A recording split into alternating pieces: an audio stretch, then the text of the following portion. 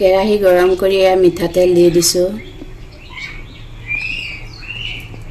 এতিয়া 2টা শুকান জলকীয়া দিছোঁ আৰু 2টা তেজপাত দিছোঁ।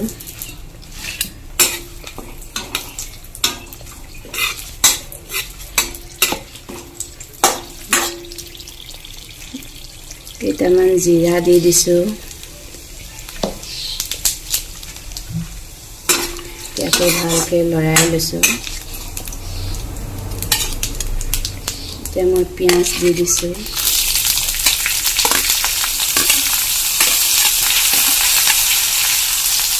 মিহিকৈ কাটি ৰখা নহৰুখিনি দি দিছোঁ।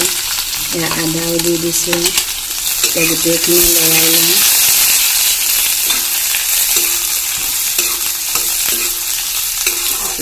এনেকৈ ভালদৰে অকণমান ভাজি লওঁ।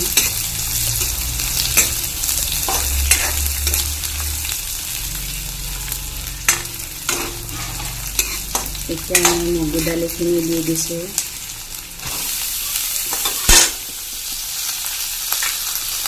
দি এতিয়া মই 5 মিনিটমান ভাজি লওঁ।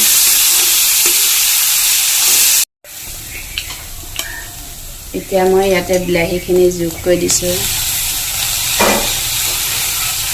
এতিয়া লৰাই ভালকৈ বিলাহীখিনি ভাজি লওঁ।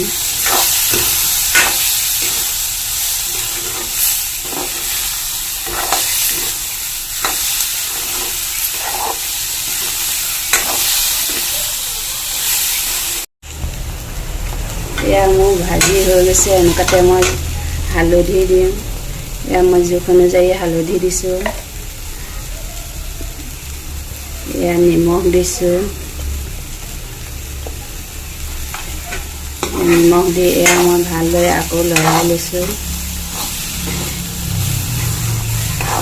এয়া মোৰ ভাজি হৈ গৈছে। এতিয়া মই পানীখিনি দি দিম।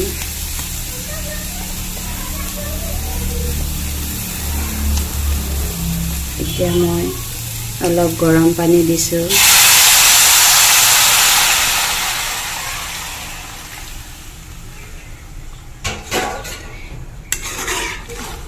এইখিনি এতিয়া ধুনীয়াকৈ সিজিবলৈ দিম। এতিয়া মই এয়া ঢাকনা মাৰি 10 মিনিটমান সিজিবলৈ দিম।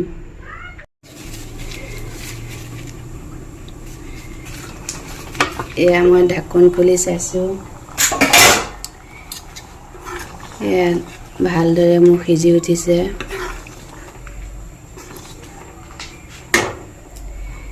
দুটা কেঁচা জলকীয়া দি দিছোঁ।